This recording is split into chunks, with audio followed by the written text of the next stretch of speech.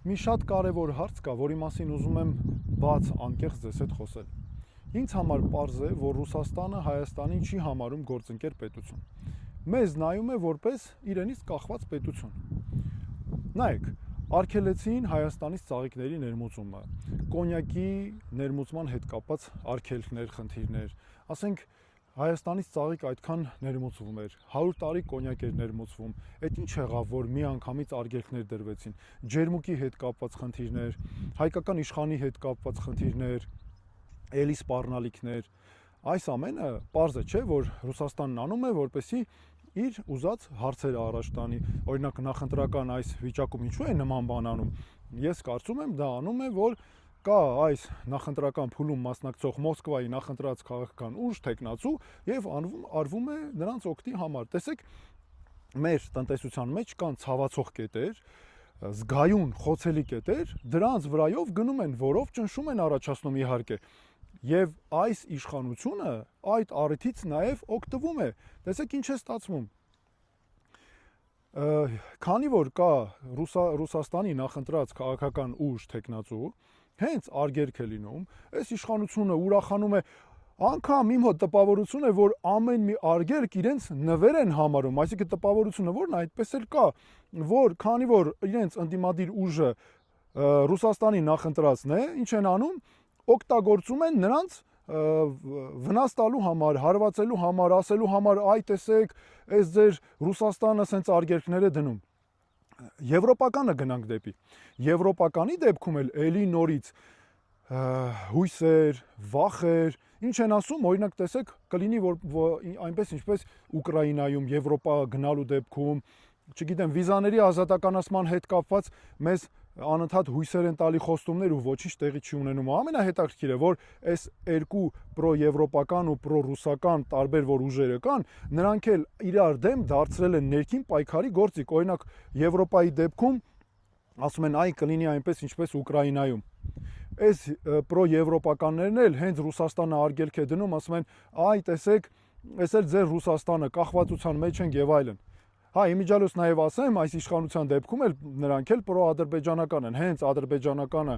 Ադրբեջանը անգամ մի շաբաթ լռում է, էլի ուրախանում են, օգտագործում են մեր դեմ, այ տեսակ, Ադրբեջանը ոչինչ չի անում եւ այլն, ու հանկարծ որևէ բան տեղի է ունենում, այս բոլոր ուժերը իրար մեջ օգտագործում են կողմնորոշումները իրար դեմ պայքարի համար, այսինքն ինչ է ստացվել, արտաքին կողմնորոշումը դարձել է ներքին պայքարի գործիք, իրար դեմ պայքարի գործիք։ Մինչդեռ իրականում պետք է մենք առաջնորդվենք Հայաստանի շահով, սա է լուծումը, Հայաստանի շահով առաջնորդվելու դեպքում, տեսեք ես ոնց եմ մտածում,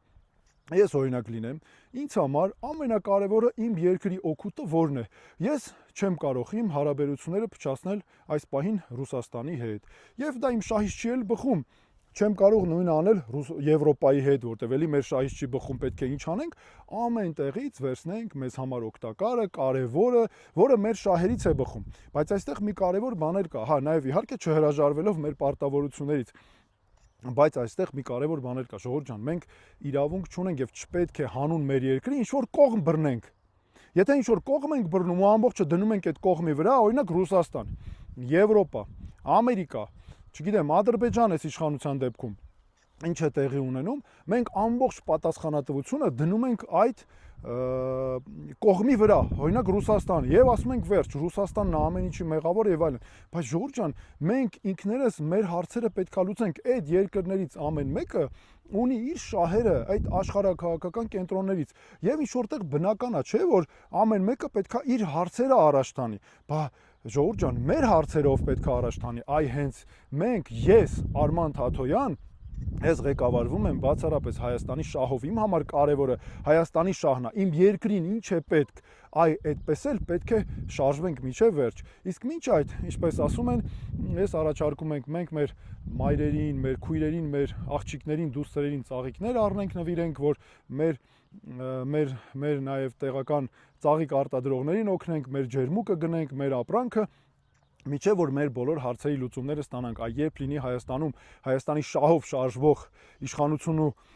ղեկավար, այդ ժամանակ այս բոլոր հարցերը կլուծվեն, որտեղ մենք ամեն տեղից էլ ունենք կարևոր հարաբերություններ, օգուտներ ստանալու, տալու նաև, այսպես է ձևավորվում հավասար գործընկերությունը։ Հունիսի 7-ին խնդրում եմ վստահեք մեզ, այս ամենը իմ գաղափարներն են, մեր թիմի գաղափարախոսությունն է։ Վստահեք, որ արդարությունը գա մեր երկիր։ Քվեաթերթիկ համար 6։ Շնորհակալություն։